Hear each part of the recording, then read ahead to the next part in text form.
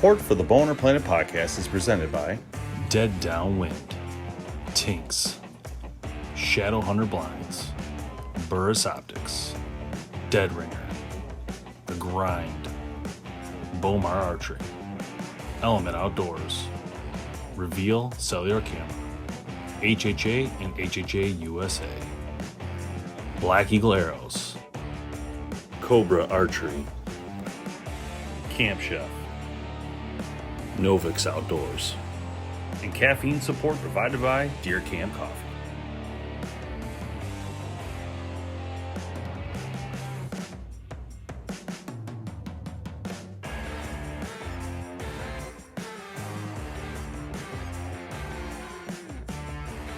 Hey guys, welcome to the BowHunterPlanet podcast. Myself, Dave Thomas, today, along with Tim Mazarana, and we got from BUCKMASTERS, Jackie Bushman. How are you, Jackie? Guys, I'm doing good. How are y'all? Awesome. Can't complain, man. Great to see you. We really wanted to have you on the show, really to tell us a lot about the history of BUCKMASTERS. I mean, I can remember it for a very long time ago, and so that's why I was like, I got to get Jackie on the show to tell us about this, because I don't really know the history of it, so I was hoping you could tell us, like, kind of go through the history of it and some of your experiences with it. Yeah, I mean, you're probably one of the ones said, yeah, I've been watching you since I was in diapers. You know, I hear that all the time. So.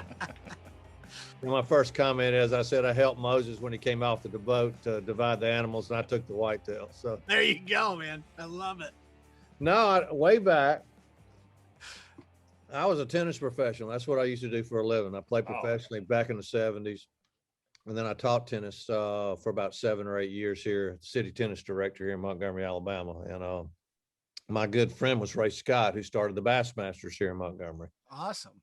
And his sons and daughter were fraternity brothers and little sister fraternity and stuff. So that was Wilson and Steve and Jennifer. So I always just kind of grew up with the BASSMASTERS, and Ray was in my hunting club and told me what he did for the fishermen. So I had a crazy idea to try to do the same thing for deer hunters that he did for bass fishermen.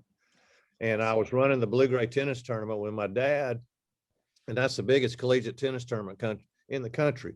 And Perry Mendel, who was the founder of KinderCare Corporation, was sponsoring the tournament and asked me what I wanted to do besides hit tennis balls to kids and old ladies the rest of my life. And I told him, I said, man, I'd love to do what Ray Scott did for bass fishing, do it for deer hunters. So he said, put some numbers together and let's see if it's worth trying. So that's how it kind of got started. I started out with a video, a how-to video, an 8-track how-to video on how to hunt. An 8-track. What's that? That's what I'm saying. Were you even born then? So I was. It was right at the tail end, but yes. And I did an instructional tape on basics of hunting the white-tailed deer.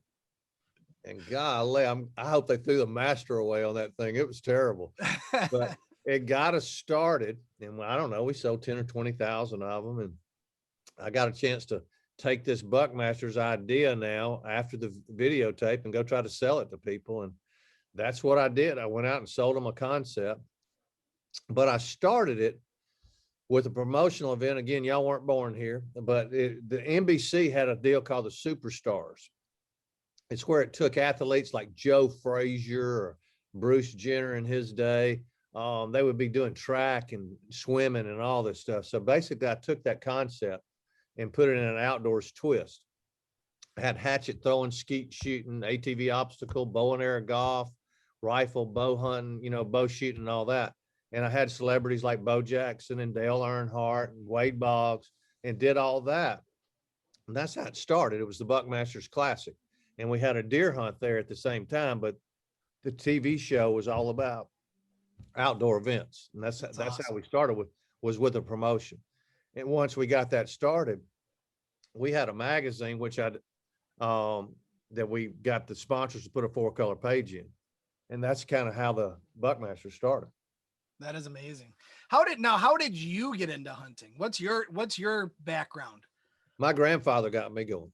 My dad was a professional tennis player in his day, and he was really good. But that was his love. But I love to fish and hunt and do stuff with my grandfather. And it's kind of funny. My dad never could understand. My grandfather was from Rome, Georgia. And I was on a Southern tennis circuit, and I would win all the tournaments in front of the Rome tournament and behind the Rome tournament. He never could understand that.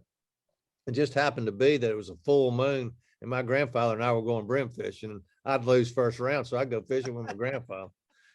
And my daddy to this day don't know that. So. Get a little worn out there before the tournament, huh? Yeah. Doing what you love. I love it, man. That's So my awesome. grandfather got me going. I really enjoyed it. And you know, it's either a sport you get hooked on or you don't. Yeah. I love tennis. I mean, I like tennis. I didn't love tennis because I just enjoyed the outdoors a little bit more. So, but in the 70s, there really wasn't money. You had to be in the top 30 of the world. And I was in the top 100, 125. Now somebody top 100, 125 make $500,000. So that's the reason I went back to tennis and then tried to start the Buckmasters. So I've gone from two hobbies. I've gone from shorts to camo. Well, you can't beat that though. I mean, doing two things that you love or that you like and love, I mean, it's absolutely amazing. And to be able to influence all the different people you have over the years and bring them in, you know, that's one of the things that we love is watching that new generation coming into hunting. That's one of our passions is to get new hunters involved, get them knowledgeable on the different equipment and everything that's out there. And man, you've been doing it way longer than us. So, I mean, it's absolutely amazing to watch that progression over the years. So how have you seen the industry? Like, what would you say the biggest changes are that you've seen in the industry? Well, as far as the television side, the cameras, I mean, when we first started, we were the first one to bring, you know, deer hunting to cable television. The old American Sportsman, you know, way back, Kurt Gowdy and that group, you know, they went for 23 years. This is our 36th year. And I remember when I called the networks and said, hey, I want to do a hunting show. It was like, no, heck no, we're not doing a hunting show. Yep, I can imagine. And then I called back and said, well, look, I got this promotional event, you know, you got knife throwing in, no hunting in it. I said, no hunting in it. So TNN back in the Nashville Network days, that's where Bassmasters was, Bill Dance, Roland Martin, Hank Parker. So you had the fishing guys on there, but no hunting. I'll never forget, we put this on at Sunday night, October of 1988. We ran a pilot. So we'll run a pilot on your little event. And that was on Sunday night. On Monday, I was giving tennis lessons. I was soaking wet. Mr. Mendel called me, said there's a private plane that just flew in from Nashville, Tennessee with Gaylord Entertainment, Nashville Network. We want to meet with you. So I was soaking wet, went up to the meeting.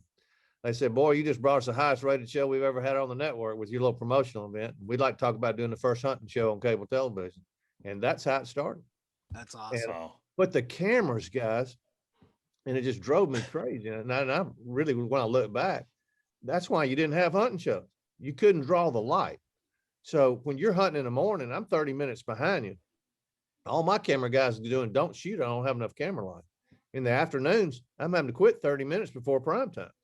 Yeah. So I did all my shows in Texas the first years until the cameras got better. So that's the thing I've seen the change a bunch on the TV side. Yeah, I remember back in the day, we'll call it. I grew up in the video world. My dad was a wedding videographer. That's what he did from about 88, 89 for the rest of my, and still does it today. Back when he first started in the early 80s, before he did it full time, he was just kind of doing it as a hobby. You didn't have cameras that had cassettes in them that you could, you know, move around portable like that. You had a separate recorder that had to plug into the camera mechanism, and you had to carry two pieces with you. Right. So, I mean, that's a great point. I mean, the way that we're able to capture those moments in life today, I mean, shoot, I probably have, I mean, just carrying with me, I got a regular video camera, you got your cell phone, you got all that kind of stuff. And just think the technological advances in that world is absolutely amazing. So I think a lot of people forget about that struggle, right? You can't, I mean, you talk about self filming nowadays, you couldn't self film back then, even if you wanted to. No way. And again, the cameras that we bought weighed 50 pounds. Yeah. They were $40,000 or $50,000. And not waterproof either. No. And now they weigh nothing and they cost about 5,000. You know what I'm saying? Yeah. And the thing that we struggle with is I would have a cameraman up behind me. Well, he's holding it on his shoulder, and the camera, you know, the footage was, you know, it wasn't great.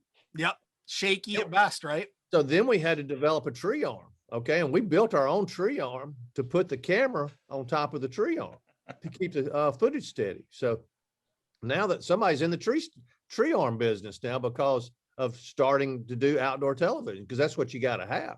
Yeah. Absolutely. It's amazing just to see where everybody's come from. Now there's what, 400 hunting shows when we started all back in 88. So Yep. Yeah. I got to compete with all these good looking women. I was going, dang.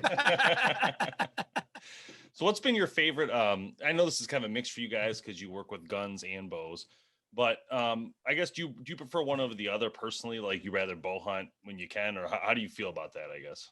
Well, I mean, I've always loved the challenge of bow hunt. And the crazy thing about it was, as a kid growing up, they didn't make left-handed bows. So I'm left-handed. I played every sport, left-handed, but they didn't make left-handed bows. So I had to shoot right-handed.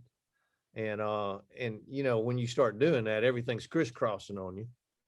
And so when I started bow hunting, my sight was basically about 4 to 6 inches off the bow. You know what I'm saying? To be able to shoot right-handed. Now I can only shoot 20 yards. I mean, the further I got, the worse I got. So I finally had a guy said, look, you need to try left-handed because you are left-eye dominant. So I finally got the guys to do that. And I was going, you know what?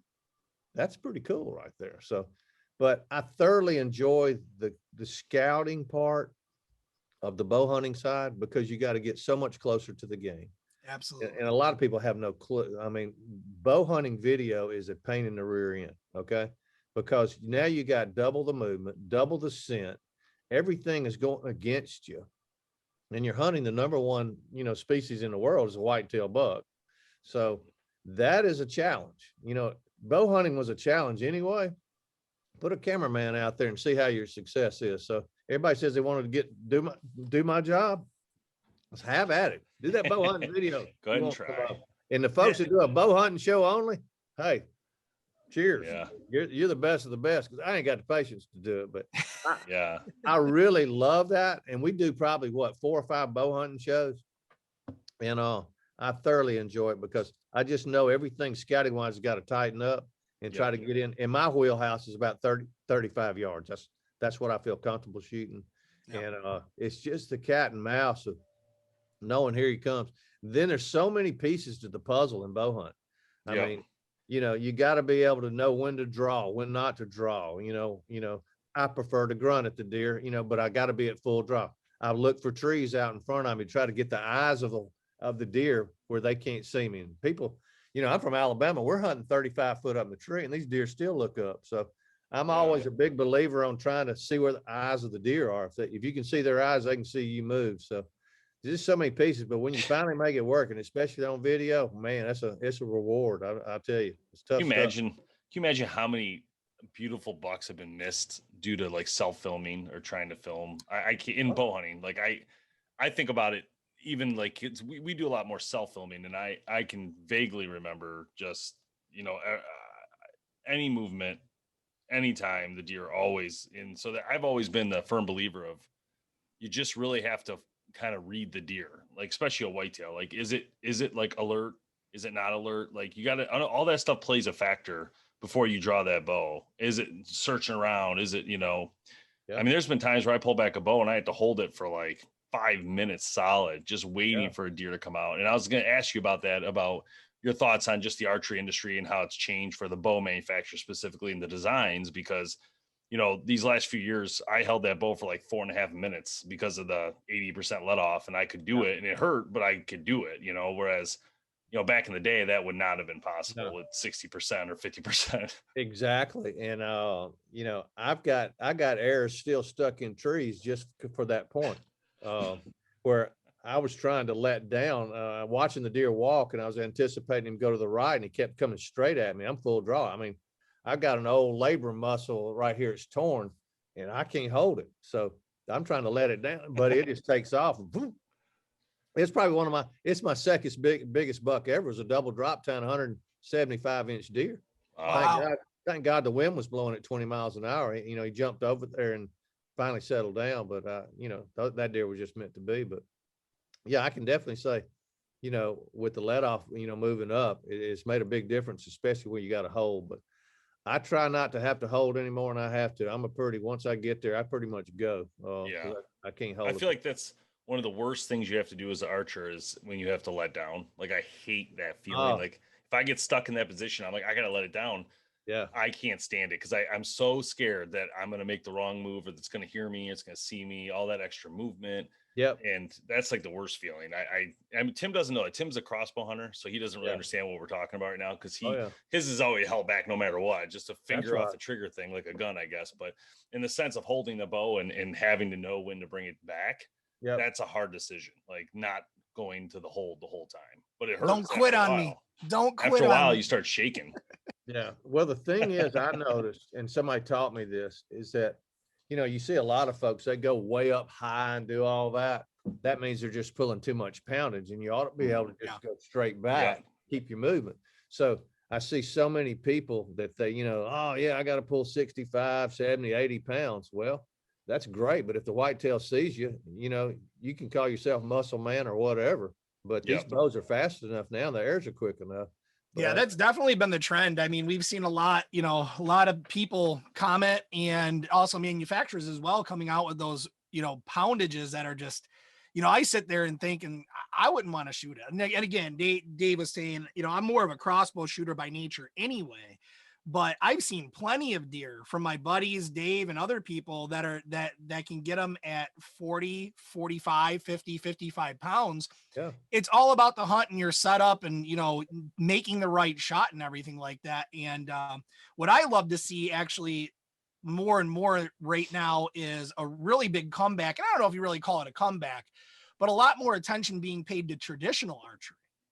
I think it's absolutely amazing to see that side of it really come back into focus. Oh yeah. Well, I always say, you know, let's don't fight amongst each other. That's use it. The weapon that you like to use, whether it's traditional, whether it's compound, it doesn't make any difference. Whether it's crossbow, just go use the weapon you like. But then you got to study it. You got to know what it can and can't do. You need to be able to bow tune your bow. I mean, that's something I never knew anything about, but you know, you want your equipment to be the best it can be to match up to the situation. So, you know, when the big buck comes in there, there's a lot of things going to happen, and you got to put that whole puzzle together. So I was in Alberta, Canada, and had a big deer come in, and it was like -10 when my peak popped off. Okay. There I am, you know, with no peak. I mean, I've been hunting all week, and there he is. Peak pops off. So there's so many things that can happen. You know, your release falling off. I mean, trust me, I can name you everything because it's all happened, and it just happened on camera and stuff. But golly, what a frustrating deal. But to make it all happen, nothing better in the world. I can say the reward is a lot more than any other weapon. I can promise you that. Yeah. So whether it's archery or firearm, what's been your most memorable hunt? How many hunts? Let's see. He's probably been. I know. That's a hard There's a question. lot, I'm sure. When you say memorable, personally to you, the most memorable. Most memorable to me was in Myrtlewood, Alabama, when I was 15 years old, with a shotgun with double aught buckshot and a 6-inch spike right out there at 30 yards. And that was my first deer. That's and awesome. I answer that question the same way every time. That is awesome. Everybody said, oh yeah, I'm sure it was the 190 you shot in Alberta or the 180 something with a bow. Those are great moments, but my most memorable is when I got my first deer. That's awesome. What about places to hunt? Like, what are your favorite places? I like Alberta. Alberta, Canada has been very good to me. That is where I've taken most of my biggest deer with archery and gun. And they just have that unique northern breed of deer, and they're just 300 pounders, and just, I don't know, something about the snow and the frost and everything. It's a pretty cool moment when you see those big guys walk out there. Do you start planning that now, or do you do that like a couple years in advance for your? No, I mean, you know, if y'all watch the show over the years, we've kind of stayed with the same outfitters and stuff, because basically we've had to teach them how to video hunt. And, you know, hunting is one thing, and you know, they're taking clients, but to video hunt, you've got to have a little bit more room. You want to get in the thick of places you can, but you just don't want a deer to step in a hole and then shoot because you don't have any videotape that you're burning. So we have to teach them kind of the setups that we're wanting to see and we're wanting to deliver to the TV audience. And so that's kind of what we've done.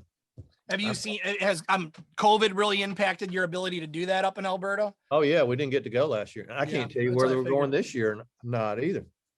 So that would. I was hoping they would list hunting as an essential job, right? So we can go up there. But I think it is. I personally I think so too.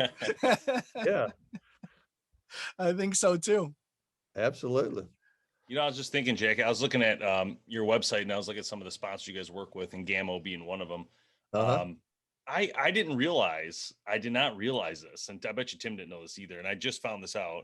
But Gammo, I don't know if they own or whatever, but they're part of Daisy. Mhm. So like the Red Ryder BB gun from the Christmas Absolutely. story. Like I was just looking, I go, what the heck? That's awesome, you know? What a great. But anyway, you guys had a podcast on your website that said, I didn't get to listen to it. I just saw it. I'm going to listen to it after we talk. But it says deer hunting with air guns. Mhm. What can you deer hunt with an air gun, and what caliber air gun would you need? They've got a 50 caliber PCP that Wow. we've done, and Holy yeah, cow. it's loaded with CO2, and we've shot deer and shot hogs, shot Wow. coyotes and everything. Yeah, it's pretty cool. It That doesn't is kick. really cool. I was Doesn't just kick. So, oh, I thought you were doing the Gammo thing. I was sitting there going, here's a group that wants a pellet gun and a deer hunting show. I was going, how am I going to make that happen? But I tell you what I did, and you've probably seen it. The Squirrel Master Classic is the biggest small game event in the world right now. And me and Waddell got to arguing over who could be better. And we turned it into a huge event. I had Bo Jackson, my friend, come last year, 2 years ago, couldn't do the COVID, but boy, we've turned that thing into a thing with 4-H kids, and just going back to our roots. That's how I started. I started hunting, squirrel hunting with my grandfather and stuff. Yeah. But we were doing it with 22s, but these Gammos now, they're shooting 1,400 feet per second. So wow, it's incredible. we're shooting 45 squirrels with a friggin' pellet gun in 2.5 days. I love it. Wow. I love it. That actually sounds really fun for sure. Oh yeah.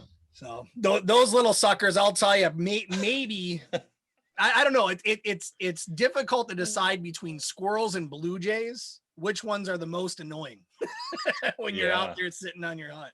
No question. But that squirrel is pretty slick. And I just remember that takes me back to my grandfather's, that he used to have a dog, and we bring in these world champion dogs, and that squirrel will just slide around that tree, and then getting him to slide back where you can see him. And that dog starts barking. There's a squirrel in that tree. You got to find it. And they're amazing at how they lay flat on the limbs and stuff. And we're out there plinking with pellet guns, and it's a hoot, man. Now that sounds like a ton of fun. That actually takes me back to my young days too, going out. That's there's just something about walking around, and it's action, right? I mean, that's really that's the exciting part about it, is that there's a lot of action with it. So, and that's how you can get these young kids going. I always tell them the worst thing you do is stick a kid in a tree stand, tell him shut up and it's cold. Get him out there, let him plink, squirrel hunting, dove hunting, there's some action, and then you graduate them up into the deer hunting. It's a great tip. Absolutely. Yeah. We've owned BowHunterPlanet since 2009 now. We've been really focused on archery, and archery's been something I grew up on and love. I love archery. So it was one of the things I pushed him originally, like, hey, we need to start this. It'd be fun. And Tim was never a hunter, so this was a great experience for him to come on and learn to hunt and all these different things. But anyhow, we decided, we bought a long time ago. We bought BowHunterPlanet and GunHunterPlanet years ago. And so this year we decided we're going to start working towards turning on GunHunterPlanet, just because of how hot guns are right now and everything going on. But it's been kind of exciting, to be honest, like a little bit exciting, because it's something new, maybe, because we're so used to doing one thing.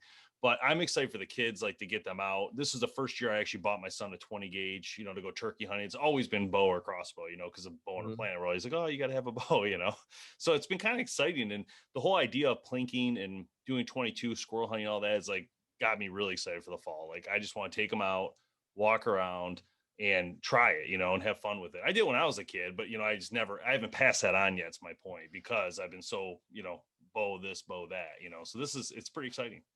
Get them across the board. And my grandson, he's 5. I had him out. He had his Daisy Red Ryder, and he was plinking while we were squirrel hunting. And then you just graduate them into the different weapons. That's what I say.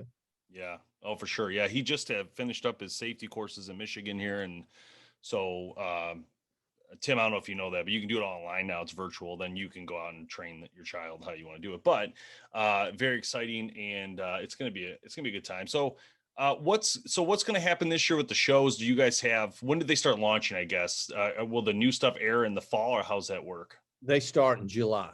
July. Okay, So great. everything we video the fall ahead of time will always air, and starting in July. Originals come on in July.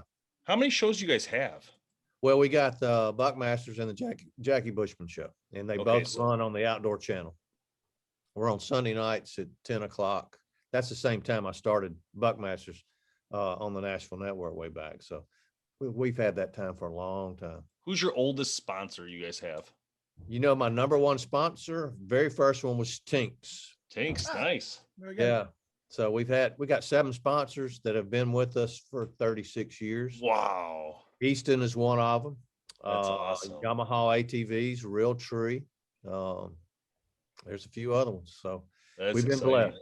We've been very blessed. And we've watched, it's fun to watch companies grow. I remember the Tinks folks, they were just, you know, bottling scent and selling it and this and that. And boy, how big that industry has gotten. So It's always fun too. I think when you get to test the products with these companies, they obviously rely on you to help them test a Yamaha or whatever it is, you know, and it's fun to be one of the first to actually play with something new to see and then give them that feedback like, hey, I like it, I hate it, you know, whatever. We've been able to do that a lot with our show over the years and different, all sorts of things, from broadheads to releases, you name it, mostly archery related, of course. But I've always think that's like the funnest thing. When I get a bow like 2 months early before it even launches, to me, that's like the best thing ever. I'm like, where do I sign the NDA? Let's go. yeah. Well, you know, I'm old school. I mean, I had a rifle that, golly, I've shot hundreds of deer with it, and the sponsors always want to send me the new event. I'm just old school. I'm fine with my old one. You know what I'm saying? Same with the bows. You know what I'm saying? I just got used to this one. I like this. I shot a lot of deer. Here comes a new one. So I got a lot of folks around here. They love the tech stuff and doing all that. I could never string my tennis racket. No, I'm not much on equipment and stuff. But, you know, I got some guys that fix up my bow. I said, just fix it up. Let me shoot it right. I'm ready to go. So, but I'm just not a tech person. Never have. But that's all right. That's cool. What would you say is your oldest gun you might have that you like? Maybe your dad gave you, or it came. Well, no, my grandfather gave me all of his, and there's a Savage 22 410 combination. Wow. Really? That I got. Oh, God. Yeah, I mean it's a cool little old gun. That's cool. I just saw it. You know, I had it in my closet for a long time, and I just pulled it out the other day, and my grandfather gave me that, and then, as I said, I've got shotguns from way back. I mean, my dad, everything was right-handed. They didn't make left-handed stuff. They still don't make enough left-handed stuff. So, but yeah, I mean, I got some old stuff. I mean, I remember I shot my first deer with a Fred Bear whitetail hunter. I still got that bow hanging up. And Fred Bear was my idol because he was left-handed. And I always wanted to get a grizzly bear like he did on the Old American Sportsman. And I finally made that dream come true. I had 2 grizzly bears on the ground at 30 yards. No way. If that'll get your old pucker factor up, I can probably. Kidding. That's incredible. No kidding. I know a deer's not going to get me, but when you're hunting the top of the food chain, it's a whole different ball game. But I always say, you know, grizzly bear hunting, when you go into camp, you know, you want to look at your guides. Okay. You want to pick the biggest, fattest guy who eats the most, because when it comes to, you know what, and it's hitting the fan, all you got to do is be able to outrun your guide, and you'll be all right. You don't have to be the fastest. You just have to be faster than the slowest. Faster than your guide. So I always say, sit there and watch him eat, and that guy that wants that extra hamburger, that's the one you want to pick. That reminds me of the old story, Dave, when we went to Yellowstone.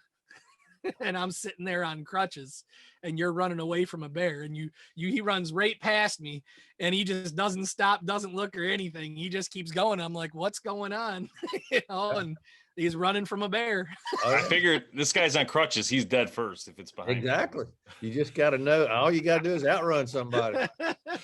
First one in loses on that deal. That was my only encounter with a grizzly bear in my life, was at Yellowstone. And honestly, I went up over a hill, like a ridge, like a little hill, and I know there was a bear in the region, but I just didn't know where. And as soon as I got to the peak of the hill, it came over the peak of the other hill across from me that was 40 yards from me, and it was like looking at me, stood up on its legs. I think it was a big female, and it had a cub. So I'm like, oh my God, I'm gonna die. And so I'm like backing up, and Tim's brother was with us. He yelled at me, stop moving, which I wasn't sure if moving be better or not better. I almost kind of wanted to see me. I don't want to like be walking and I scare the crap out of it at 5 yards. either way, it turned and went the other way, and I just booked it. I mean, we booked it out. And as we're running down the trail full speed, you know, for our lives, feeling like for our lives, Tim is crutching up on this crutch between us, and we run right by him and just say, run.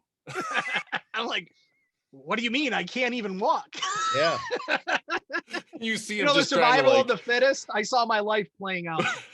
If you can, you know, with the grizzly, at least climb a tree. They don't climb trees very good. Black bear can, but the grizzly can't. They'll just shake you out of it though. They also say that with a grizzly bear, you actually really do need to play dead. And with because they're not gonna, it says something about grizzly bears don't really want to eat you necessarily, whereas a black bear actually would eat you. Absolutely. So you got to fight back on a black bear, but a grizzly you really don't want to fight back because it's going to keep attacking you until you're dead. It thinks you're dead at least. Yeah, I don't know. I just try to outrun those things. Yeah, I definitely don't Try not to find out, right? I don't want to find out. So I just hope my shot's good and I don't have to worry about that. So have you checked all of your big hunts off your bucket list, or you got some left that you want to do? no, I've done most of them. I've taken a few, 2 or 3 moose. I'd like to shoot a moose with a bow. And I've tried to do that a couple of times. We just got canceled out on bad weather and stuff. So, but that maybe a mule deer. I'm not a big mule deer fan. I know a lot of folks love it. I'm just a whitetail guy, but I've shot a mule deer, a couple of mule deer with everything but a bow. So I think I might like to do both of those. And that's about it for me. I've done most of them that I want to. So are you traveling most of the fall?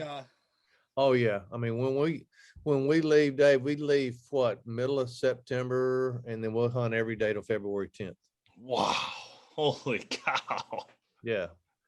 And everybody wants my job. Come get you some of that. Yeah. People don't realize the work that goes into these things. It doesn't matter what it is. It's just we're usually on location 4.5, 5 days to get 17 minutes and 40 seconds of editorial. And I always say, if you see us talking, there's a lot of eating and stuff like that. We've had a long week. So yeah, heck yeah.